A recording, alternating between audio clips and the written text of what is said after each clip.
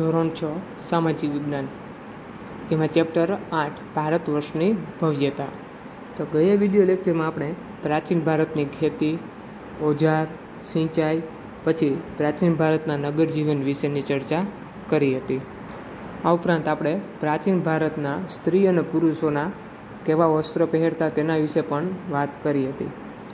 પછી આપણે લલિત કલા અને નિર્દેશન કલા આ બંનેનો આપણે એના વિશે ચર્ચા કરી હતી.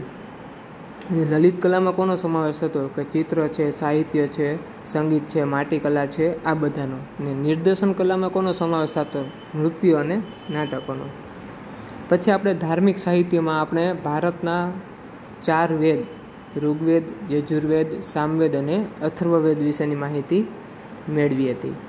પછી આપણે જોયું હતું કે ભાઈ મહાભારત અને રામાયણ વિશે, કે ભાઈ મહાભારતનું પ્રાચીન નામ શું હતું? જય સંહિતા હતું. તે વિશ્વનું સૌથી મોટું મહાકાવ્ય છે. હવે એમાં આપણે રચના કોને કરી હતી? તો મહાભારતની રચના વેદ વ્યાસે કરી હતી. અને રામાયણ, જેમાં ભગવાન શ્રી રામની કથાનો સમાવેશ થાય છે અને ભગવાન શ્રી રામના આદર્શ જીવનનો સમાવેશ થાય છે, આની રચના વાલ્મીકીએ કરેલી હતી. પછી આ ઉપરાંત આપણે ઉપનિષદો વિશે માહિતી મેળવી હતી કે આપણા પ્રાચીન સાહિત્યમાં 108 જેટલા ઉપનિષદો હતા અને પુરાણોની સંખ્યા કેટલી હતી? 18. પછી બૌદ્ધ ધર્મ અને જૈન ધર્મના પુસ્તકો વિશે વાત કરી હતી કે બૌદ્ધ ધર્મના પુસ્તક છે એ ત્રિપિટક તરીકે ઓળખાય, બરાબર, જેમાં સુત્ત પિટકમ, વિનય પિટકમ અને અભિધમ પિટકમ. અને જૈન ધર્મના ગ્રંથો છે એ આગમો તરીકે ઓળખાય છે અને તેની મુખ્ય સંખ્યા કેટલી છે? 12. હવે છે ધર્મતર સાહિત્ય, કે જેમની વિષય વસ્તુ ધર્મની બહાર છે તેવા સાહિત્ય ગ્રંથો ધર્મતર સાહિત્ય તરીકે ઓળખાય છે, બરાબર. જેમની વિષય વસ્તુ કેવું કે ધર્મમાં ન હોય, ધર્મની બહાર હોય તેવા સાહિત્યને ધર્મતર સાહિત્ય તરીકે ઓળખાય. જેમાં મોટાભાગે કાવ્ય છે, નાટકો છે, વ્યાકરણ ગ્રંથો છે, સ્મૃતિઓ છે, આ બધા સમાવેશ થાય. અને આ સ્મૃતિઓ છે એ ભારતના કાયદા ગ્રંથો છે.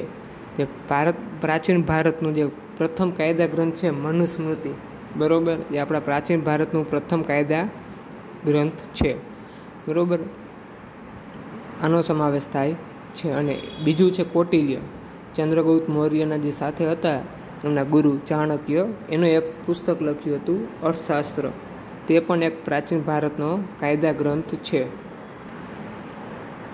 જો પ્રાચીન ભારતમાં મોટા ભાગના નાટકો અને કાવ્યની રચના થઈ હતી, જેમાં છે મહાકવિ ભાસ, કાલિદાસ, શુદ્રક, આ બધા મહાન સાહિત્યકારોનો સમાવેશ થાય છે. તેને અલગ અલગ કાવ્ય અને નાટકોની બધાએ રચના કરેલી છે.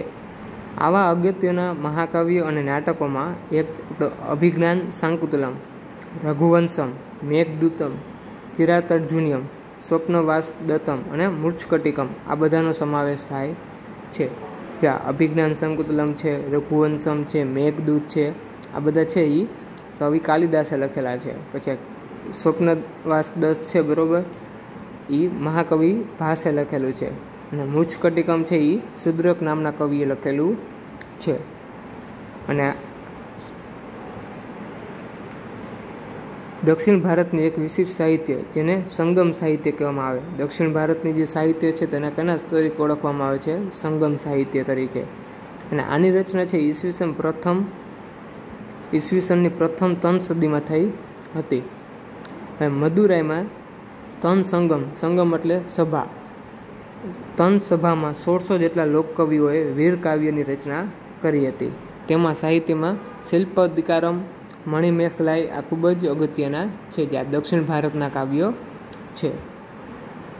જો એના પછી છે સંસ્કૃત ભાષાના સર્વશ્રેષ્ઠ વ્યાકરણ ગ્રંથ કયું હતું? અષ્ટાધ્યાયી. આ કોને લખ્યું હતું? કવિ પાણિનીએ, બરાબર. આ આપણે સંસ્કૃત ભાષાનો એક વ્યાકરણ ગ્રંથ છે, જેની રચના ઈસવીસન પૂર્વે 5મી સદીમાં થયું હોવાનું મનાય છે.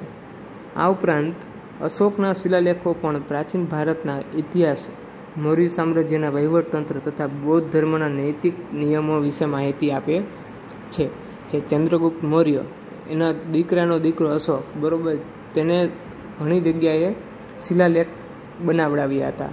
અને આ શિલાલેખ ઉપરથી આપણે પ્રાચીન ભારતની માહિતી મળે છે. અને જે ચંદ્રગુપ્ત હતો, જે મૌર્ય રાજા, એના સામ્રાજ્યની વહીવટતંત્ર અને તે બૌદ્ધ ધર્મને માનનારો રાજા હતો. તો બૌદ્ધ ધર્મના નૈતિક નિયમો વિશેની માહિતી તેના શિલાલેખ ઉપરથી મળે છે.